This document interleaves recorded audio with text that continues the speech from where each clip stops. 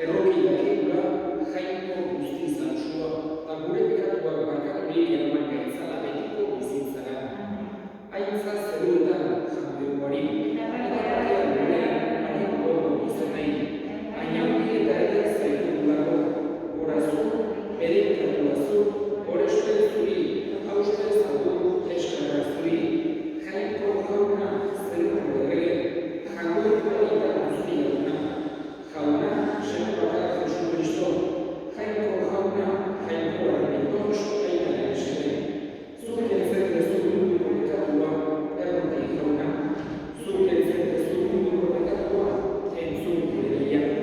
Aitaren eskuinaldean jarri izaldezu, erroki jauna, zu bakarrik santua, zu bakarrik jauna, zu bakarrik goikoa Jesu Kristo, Espiritu Santuarekin, jainko aitaren amen. Egin dezagun motoinuz. Jainkoa guzti du beti erekoa. Egizu zuri eskegirik bizi gaitezela beti, eta bihotz behialez zerbitza zaintzadura, zure seme Jesu Kristo gure jaunaren bitartez, zurekin eta Espiritu Santuarekin jainko terrege bizi gaita, gizaldi eta gizaldietan.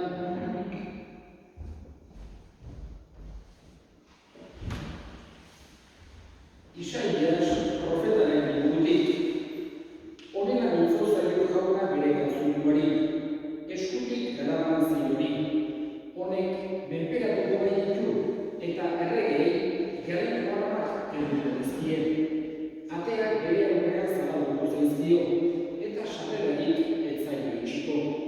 Jakob bere sarritzailearengatik, Israel bere aukeratuarengatik, zure izenez bilditu zaitut, izen handi bat eman dizut.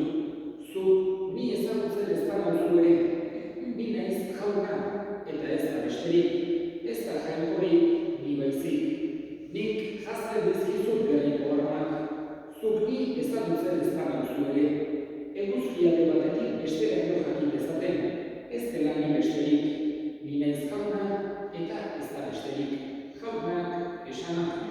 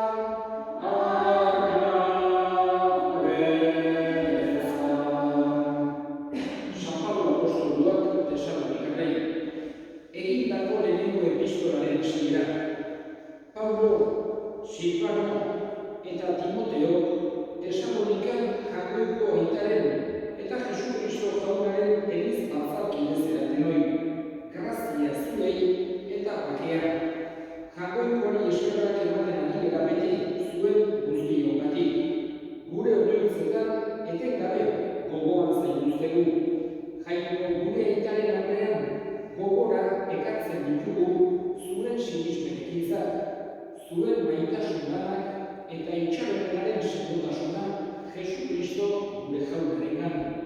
Badakigu senideok, jangoikoaren maiteok, haren aukeratuak izan zeratela. Izan ere, otsegin zitzain zuen evangelioa etzen hil zutxetan deditu zuengan. Espiritu Santuaren indarra berats bihurtu zen eta sinismen sakon. Jaunak esanak. Alleluia, alleluia.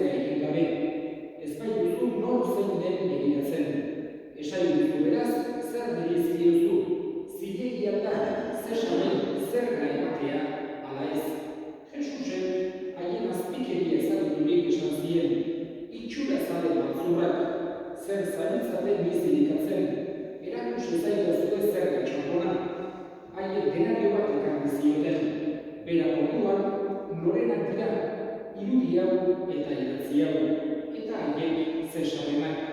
Jesus orduan, emaiozue da, Zesari Zesarena, eta jangoikoari jangoikoarena. Jaunak esana.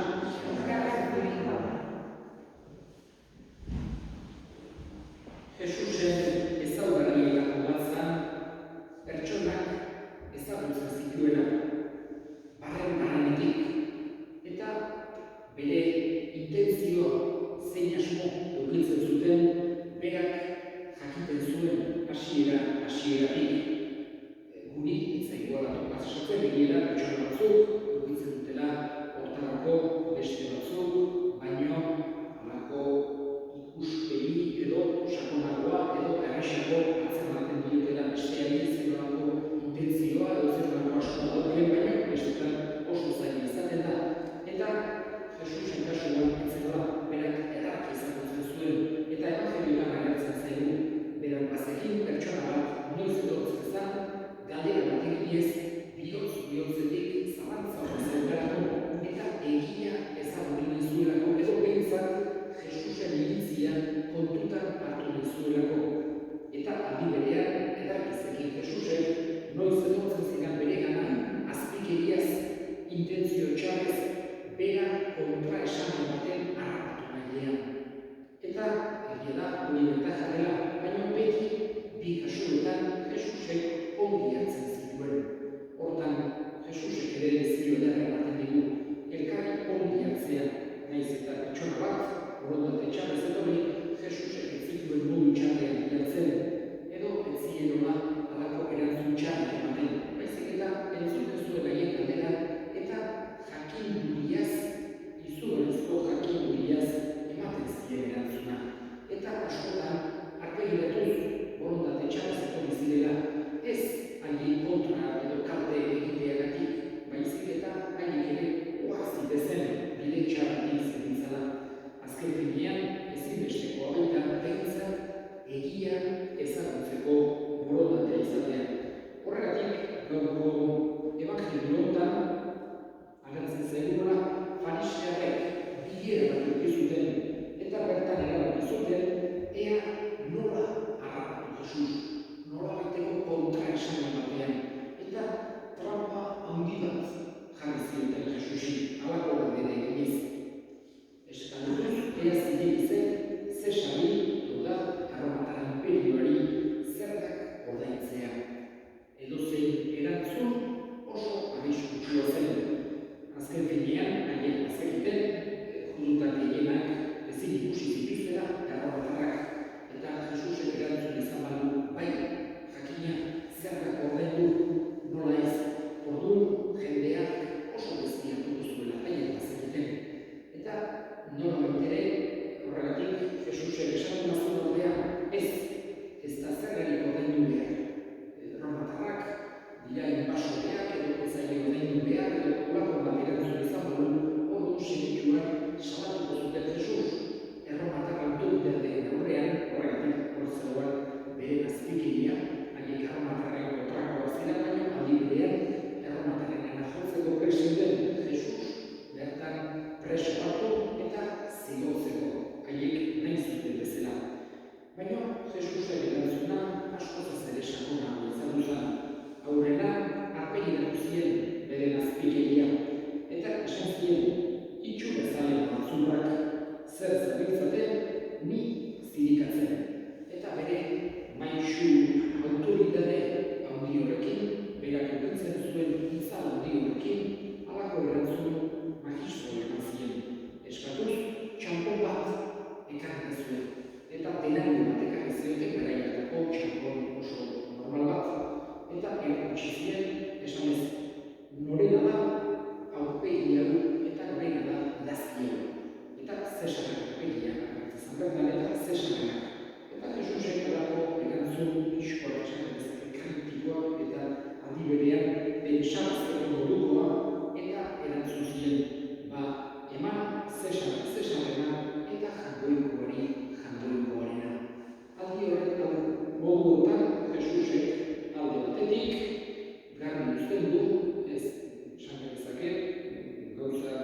diferenteak direla. Ez zutela nahastu behar erlijioarekin zer den kontu hori. Eta bestetik ere, jainkoaren esatean, gogoratzen digu, jainkoa bere gainetik dagoela. Eta gauza guztiak jainkoari dagozkiola. Edozein kasutan, Jesusek nolabait ere adierazten die ere, diruak ez duela horren besterainoko balioa gauza materialak zesaten arpegia doa, eman ez duela zesanei, baina zuen bihotzak eta saldu gabe beti jainkoa lehenengo tokian izan da. Eskatzen diogu Jesusi, guk bere jakinduria entzuteko borondatea izan dezaguna, irrika sakona, ez halako fariseak ez zeukaten intentzioarekin, baizik eta ikastekoarekin, egia bilatzekoarekin, eta are gehiago, berarekin, pertsonarekin, tratua eta adiskidetasuna izateko asmoarekin.